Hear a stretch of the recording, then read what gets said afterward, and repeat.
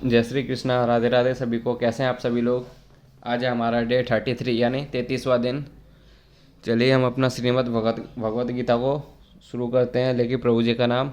हरे कृष्णा कृष्णा कृष्णा हरे हरे, हरे राम राम राम हरे हरे। ओम नमो भगवते वासुदेवाय। ओम नमो भगवते वासुदेवाय।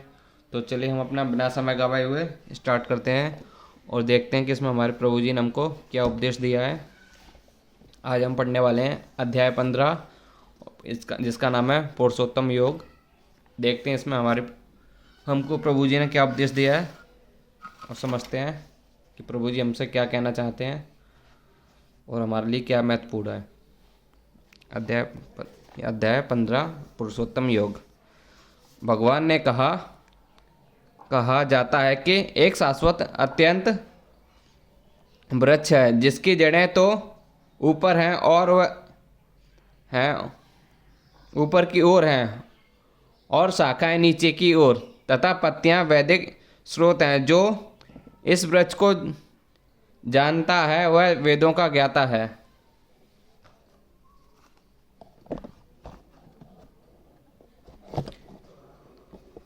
भगवान ने कहा जाता है कि एक शाश्वत अश्वत्थ वृक्ष है जिसकी जड़ें तो ऊपर की ओर हैं और शाखाएं नीचे की ओर, तथा पत्तियां वैदिक स्रोत हैं। जो इस वृक्ष को जानता है वह वेदों का ज्ञाता है।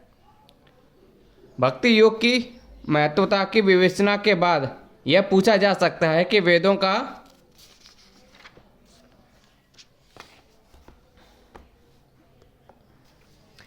क्या प्रयोजन है। इस अध्याय में बताया गया है कि वैदिक अध्ययन का प्रयोजन कृष्ण को समझना है। अतएव जो कृष्ण भावना भावित है, वो जो भक्ति में रत है, वह वेदों को सबसे पहले जानता है। इस भौतिक जगत का बंधन की तुलना अश्वत्थ है वृक्ष से की गई है। जो व्यक्ति सकाम कर्मों में लगा है उसके लिए इस वृक्ष का कोई अंत नहीं। वह एक शाखा से और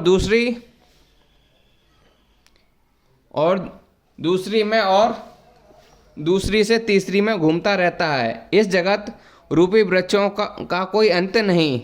जो इस वृक्ष में आसक्त है उसकी मुक्ति के लिए कोई संभावना नहीं है। वैदिक स्रोत जो आत्मोन्नति के लिए है वे ही वृक्ष के पत्ते हैं। इस वृक्ष की जड़ें ऊपर की ओर बढ़ती हैं क्योंकि वे इस ब्रह्मांड के सर्वोच्च लोक से प्रारंभ होती हैं जहाँ पर ब्रह्म स्थिर है। यदि कोई इस मोह रूपी अविनाशी वृक्ष को समझ लेता है तो वह इससे बाहर निकल सकता है।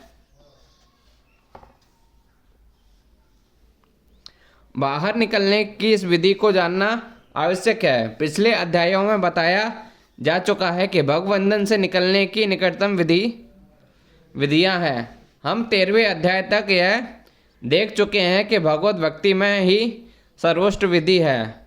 भक्ति का मूल सिद्धांत है भौतिक कार्यों में विरक्ति तथा भगवान की दिव्य सेवा में अनुरक्ति।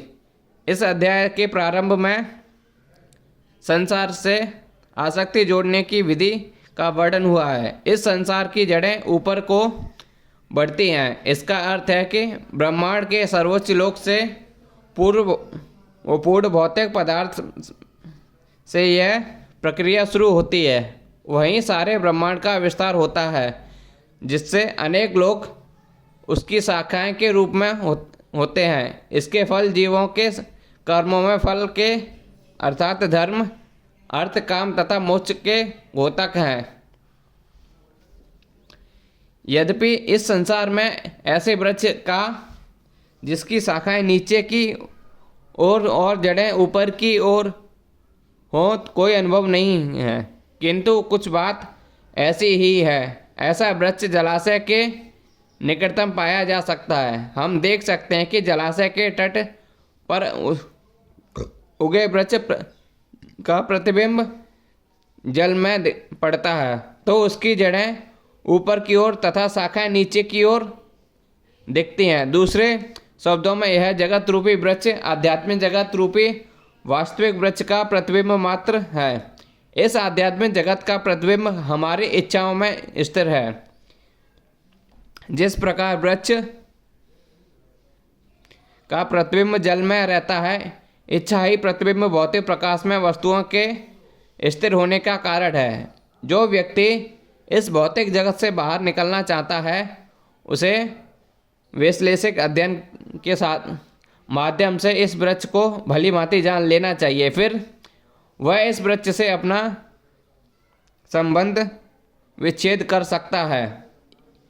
यह वृक्ष वास्तव वृक्ष का प्रतिबिंब होने के कारण वास्तव प्रतिरूप है।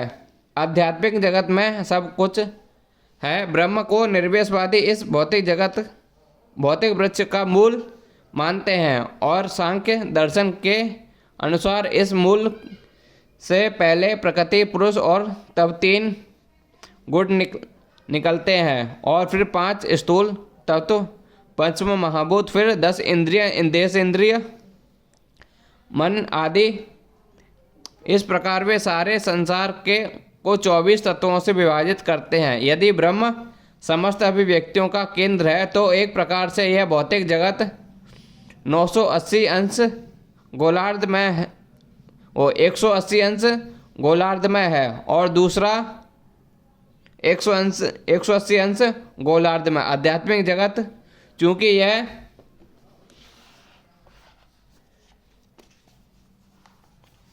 भौतिक जगत उल्टा प्रतिबिंब है, अतः आध्यात्मिक जगत में भी इसी प्रकार की विविधता होनी चाहिए। प्रकृति परमेश्वर के बहिरंगा शक्ति और पुरुष साक्षात्कार परमेश्वर है। इसकी व्याख्या भगवत गीता में हो चुकी है। क्योंकि यह अभिव्यक्ति भौतिक है, अतः क्षणिक है। प्रतिबिंब भी क्षणिक होता है, क्योंकि वह कभी वही दिखता है, कभी वही नहीं दिखता, परंतु वह स्रोत जहाँ से यह प्रतिबिंब होता है शाश्वत है। वास्तविक वृक्ष के भौतिक प्रतिबिंब का विच्छेदन करना होता है। जब कोई कहता है कि अमुक व्यक्ति वेद जानता है तो उसे इससे समझा जाता है कि वह इस जगत की आसक्ति से विच्छेद करना चाहता है। यदि वह इस विधि को जानता है तो समझिए कि वह वास्तव में वेदों को जानता है। जो व्यक्ति वेदों के कर्मकांड द्वारा आकृष्ट होता है, वह इस वृक्ष की सुंदरता, हरी पत्तियों से आकृष्ट होता है। वह वेदों के वास्तविक उद्देश्य को नहीं जानता। वेदों का उद्देश्य भगवान ने स्वयं प्रकट किया है और वह इस प्रतिबिंब वृक्ष को काट कर आध्यात्मिक जगत में वास्तविक वृक्ष को प्राप्त करना।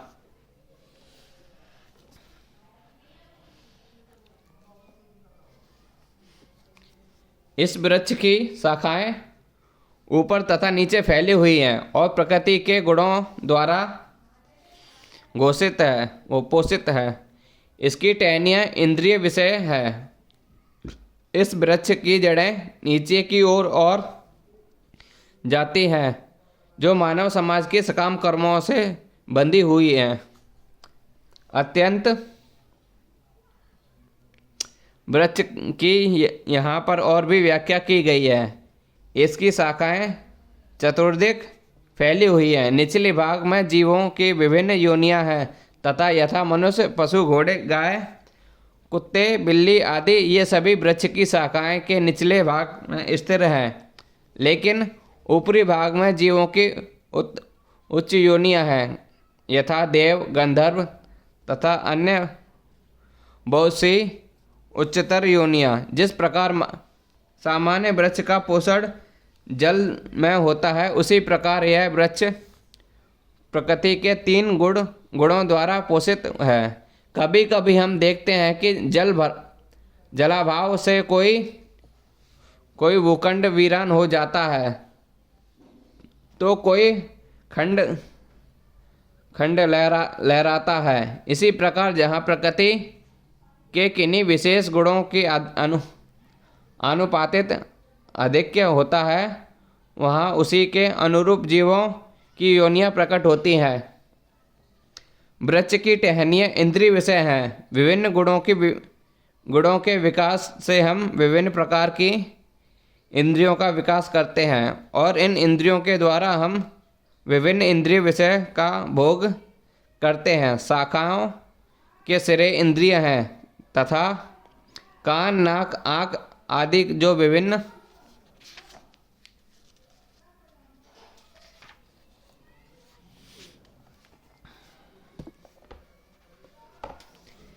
इंद्रिय विषयों के भोग में आसक्त हैं। टहनियाँ शब्द रूप में शब्द आदि इंद्रिय विषय है।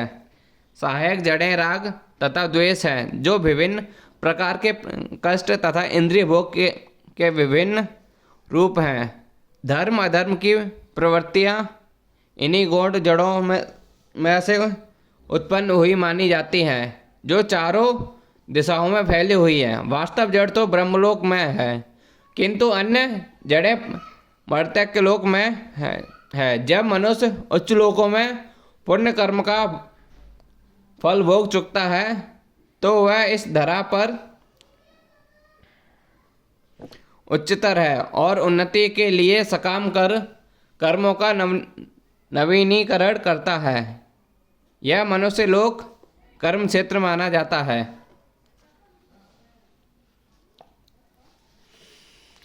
इस वृक्ष के वास्तविक स्वरूप का अनुभव इस जगत में नहीं किया जा सकता।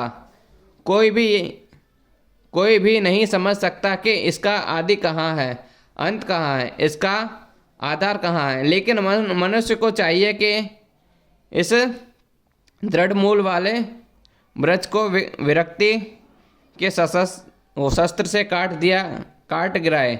पश्चात उसे ऐसे ध्यान की खोज करनी चाहिए जहाँ जाकर लौटना ना पड़े, जहाँ उसे भगवान की शरण ग्रहण कर ली जाए, जिससे अनादिकाल से प्रत्येक वस्तु सूत्रपात तथा विस्तार होता आया है। अब यह स्पष्ट कहा गया है कि इस अध्याय व अश्वत्थ वृक्ष के वास्तविक स्वरूप को इस भौतिक जगत में नहीं समझा जा सकता, चूँकि इसकी जड़ें ऊपर की ओर हैं। अतः वास्तविक वृक्ष का विस्तार विरुद्ध दिशा में होता है। जब वह वृक्ष भौतिक विस्तार में कोई फंस जाता है तो उसे ना तो यह पता चल पाता है कि वह कितनी दूरी तक फैला है और ना वह इस वृक्ष के शुभारंभ की ओर देख पाते हैं। फिर भी मनुष्य को कारण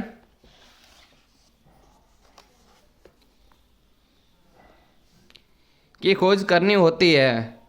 मैं अमुक पिता का पुत्र हूँ जो अमुक का पुत्र है आदि। इस प्रकार अनुसंधान करने से मनुष्य को ब्रह्म प्राप्त होते हैं जिन्हें गर्भोदकाशी विष्णु ने उत्पन्न किया है। इस प्रकार अतंत भगवान तक पहुँचा जा सकता है जहाँ सारी गवेषण का अंत हो जाता है। मनुष्य को इस वृक्ष के उद्गम परमेश्वर की खोज ऐसे व्यक्तियों की संगति द्वारा करनी होती है जिन्हें उसे परमेश्वर का ज्ञान प्राप्त है। इस ज्ञान से मनुष्य धीरे धीरे वास्तविकता के इस क्षय प्रतिबिंब से विलग हो जाता है और संबंध विच्छेद होने पर वह वास्तव में मूल वृक्ष में स्थिर हो जाता है। इस प्रसंग में असंग शब्द अत्यंत महत्वपूर्ण है क्योंकि विषय भोग की आसक्ति तथा भौतिक प्रकृति पर प्रवृत्ति अत्यंत प्रबल होती है। अतएव प्रामाणिक शास्त्रों पर आधारित आत्मज्ञान की विवेचना द्वारा व्यक्ति सीखनी चाहिए और ज्ञानी पुरुषों से आधारित आत्मज्ञान की विवेचना द्वारा विरक्ति सीखनी चाहिए और ज्ञानी पुरुषों से श्रवण करना चाहिए। भक्तों की संगति में रहकर ऐसे विवेचना से भगवान की प्राप्ति होती है। तब सर्वप्रथम जो करणीय है वह है भगवान की शरण ग्रहण करना। यहाँ पर उस स्थान पद का वर्णन किया गया है जहाँ जाकर मनुष्य इस क्षय प्रतिबिंब वृक्ष में कभी वापस नहीं लौटता। भगवान कृष्ण वह आदि मूल हैं जहाँ प्रत्येक वस्तु निकली है। उस भगवान का अनुग्रह प्राप्त करने के लिए केवल उनकी शरण ग्रहण करनी चाहिए, जो श्रवण कीर्तन आदि द्वारा भक्ति करने के फलस्वरूप प्राप्त होती है। वे ही भौतिक जगत के विस्तार के कारण हैं। इसकी व्याख्या पहले ही स्वयं भगवान ने की है। अह सर्वदा प्रभम, मैं प्रत्येक वस्तु का उद्गम हूँ, अतः इस भौतिक जीवन रूपी प्रबलभ अश्वत्थ वृक्ष के बंधन से छूटने के लिए कृष्ण की शरण ग्रहण की जानी चाहिए। कृष्ण की शरण ग्रहण करते ही मनुष्य स्वतः इस भौतिक विस्तार से विलग हो जाता है।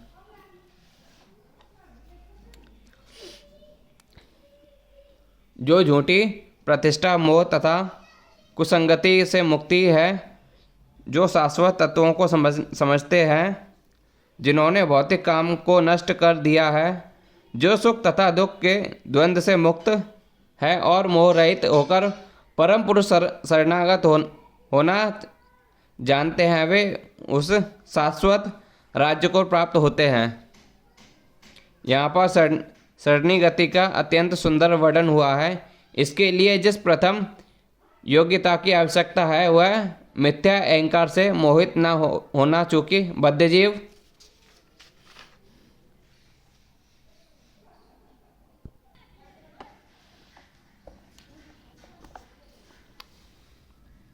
अपने को प्रकृति का स्वामी मानकर गर्वित रहता है, अतः उसके लिए भगवान की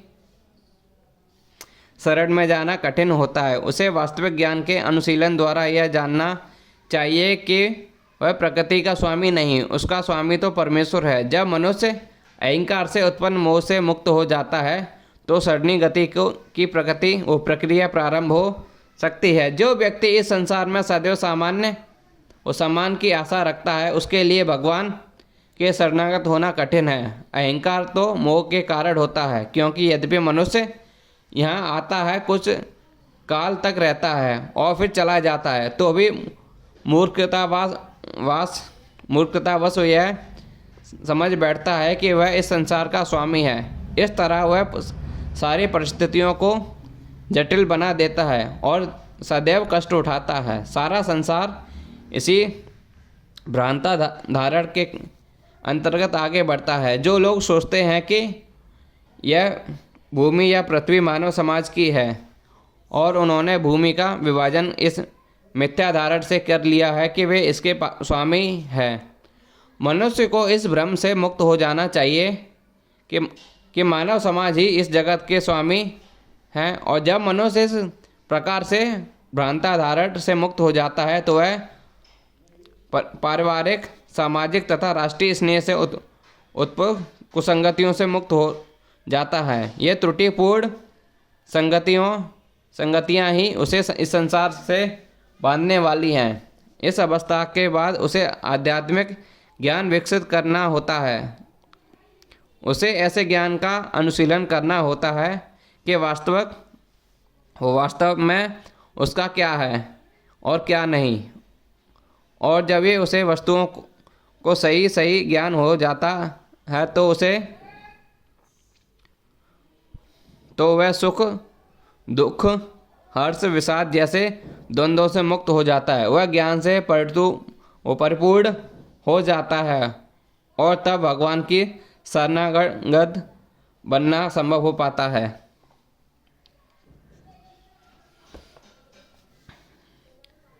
यह मेरा परम धाम ना तो सूर्य ना या चंद्र द्वारा प्रकाशित होता है और न अग्नि या बिजली से। जो लोग यहाँ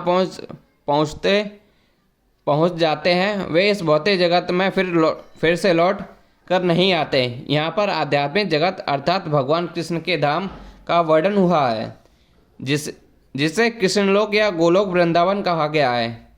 जिनमें आकाश में ना तो सूर्य का प्रकाश की आवश्यकता है, ना चंद्रमा के अथवा अग्नि या बिजली की, क्योंकि सारे लोग स्वयं प्रकाशित है। इस ब्रह्मांड में केवल एक लोक सूर्य ऐसा है जहाँ स्वयं प्रकाशित है, लेकिन आध्यात्मिक आध्यात्मिक आकाश में सभी लोग स्वतः प्रकाशित हैं, उन समस्त लोगों के जिन्हें वैकुंठ में कहा जाता है। चमचमाते तेज चमकीला आकाश बनता है जिसे ब्रह्म ज्योति कहते हैं। वस्तुतः यह तेज कृष्णलोक गोलोक वृंदावन से निकला है। इस तेज का एक अंश महत्व तत्व अर्थात भौतिक जगत से आच्छादित रहता है। इसके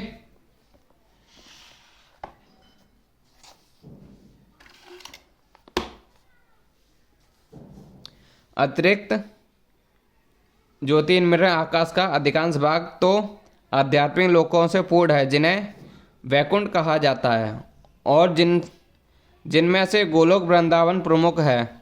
जब तक जीव इस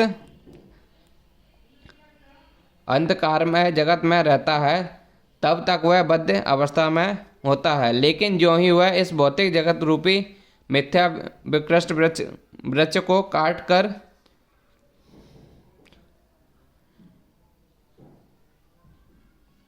आध्यात्मिक आकाश में पहुंचता है, त्यों ही वह मुक्त हो जाता है।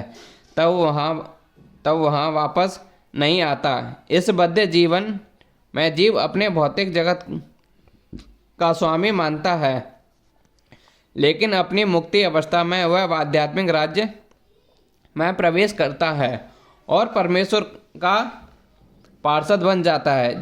यहाँ पर वह सच्चिदानंद जीवन बिताता है। जो इस सूचना में मनुष्य को मुग्ध हो जाना चाहिए, उसे शाश्वत जगत में ले जाने की इच्छा करनी चाहिए और सच्चाई के इस मिथ्या प्रतिबिंब से अपने आप को विलग कर लेना चाहिए। जो इस संसार में आध्यात्मिक आसक्ति है, उसके लिए आसक्ति का छेदन करना दुष्कर होता है, लेकिन यदि वह कृष्ण भावनामत को ग्रहण कर ले तो वह क्रमशः उसके क्रमशः छूट जाने की संभावना है। उसे ऐसे भक्तों की संगति करनी चाहिए जो कृष्ण भावनावाहित होते हैं। उसे ऐसे समाज खोजना चाहिए जो कृष्ण भावनामृत की प्रति समर्पित हो और उसे भक्ति करनी सीखनी चाहिए। इस प्रकार वह संसार के प्रति अपनी आसक्ति विच्छेद कर सकता है। यदि कोई चाहे कि केसरिया वस्त्र पहनने की भौतिक जगत के आकर्षण से विच्छेद हो जाएगा तो ऐसा संभव नहीं।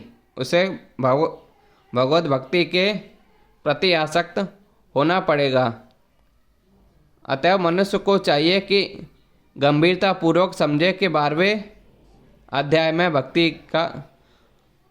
में भक्ति का जैसा वर्णन है वही वास्तविक वृक्ष की इस मिथ्या के अभिव्यक्ति से बाहर निकलने का एकमात्र साधन है।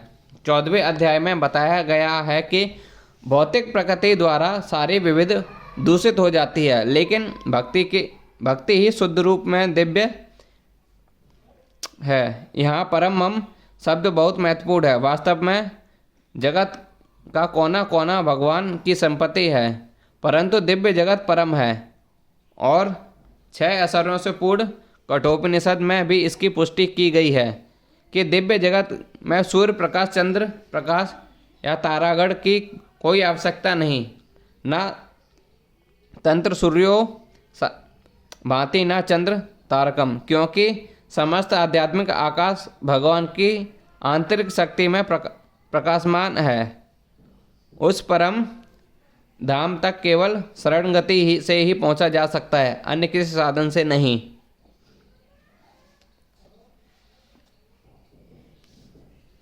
इस बद्ध जगत में सारे जीव मेरे शाश्वत अंश हैं।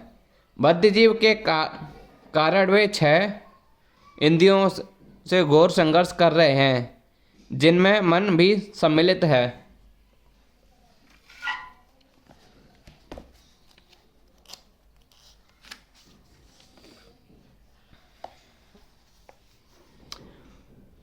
सूक्ष्म अंश है, ऐसा नहीं कि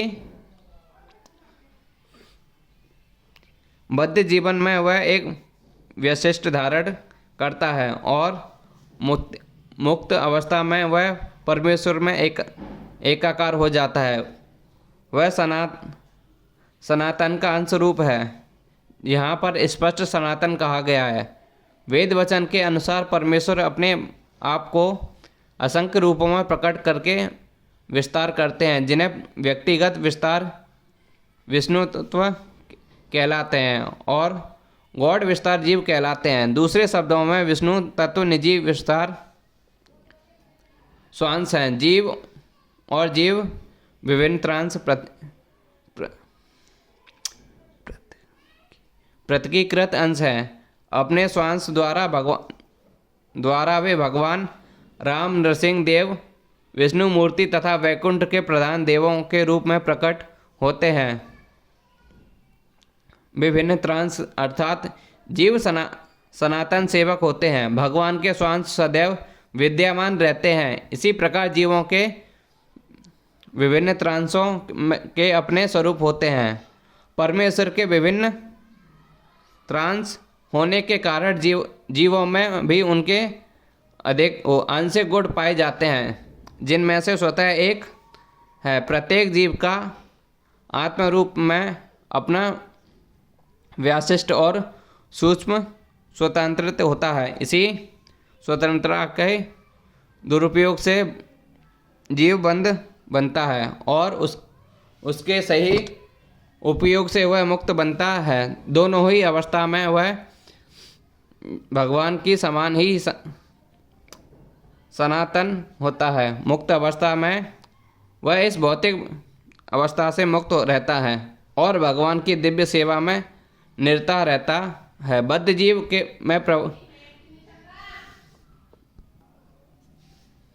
बद्ध जीवन में प्रकृति के गुणों द्वारा अभिभूत होकर वह भगवान की दिव्य प्रेम भक्ति को भूल जाता है। फलस्वरूप उसे अपनी परिस्थितियां बनाए रखने के लिए इस संसार में आध्यात्मिक संघर्ष करना पड़ता है। न केवल मनुष्य तथा कुत्ते बिल्ली जैसे जीव, अपितु इस भौतिक जगत में बड़े बड़े नेता तथा ब्रह्म, शिव तथा विष्णु तक परमेश्वर के अंश हैं। ये सभी सनातन अभिव्यक्तियां हैं, क्षणिक नहीं। करसती संघर्ष करना शब्द अत्यंत सार्थक है। बद्ध जीव मानव मोह श्रृंखलाओं में बंधा हो, वह मिथ्या अहंकार से बंधा रहता है और मन मुख्य कारण है जो इसे इस भवसागर की ओर ढकेलता है। जब मन सतोगुण में रहता है तो उसके कार्यकलाप अच्छे होते हैं। जब रजोगुण में रहता है तो उसके कार्यकलाप कष्टकारक होते हैं। जब वह तमोगुण में होता है तो वह जीवन के निम्न योनियों में चला जाता है। लेकिन इस श्लोक में यह स्पष्ट कहा गया है कि बद्धजीव मन तथा इंद्रिय समेत भौतिक शरीर से अवतरित है और जब वह मुक्त हो जाता है तो यह भौतिक आवरण नष्ट हो जाता है, लेकिन उसका आध्यात्मिक शरीर अपने व्यष्टि रूप में प्रकट होता है। यहाँ यह बताया गया है कि जब जीव अपने इस भौतिक शरीर को त्यागता है और आध्यात्मिक जगत में प्रवेश करता है तो उसे पुनः आध्यात्मिक शरीर प्राप्त होता है, जिससे वह भगवान का साक्षात्कार कर सकता है। यह उसने अपने आमने सामने बोल सकता है और सुन सकता है तथा जिस रूप में भगवान है उन्हें समझा जा सकता है। स्मृति से भी ज्ञात होता है। वैकुंठ में सारे जीव भगवान जैसे शरीरों में रहते हैं। जहाँ तक शारीरिक बनावट का प्रश्न है अंश रूप जीवों तथा विष्णु मूर्ति के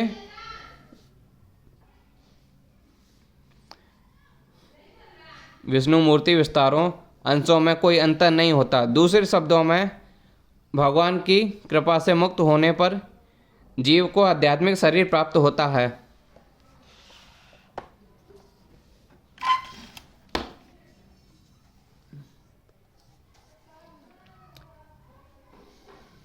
मवेवांश शब्द भी अत्यंत सार्थक है, जिसका अर्थ है कि भगवान का अंश।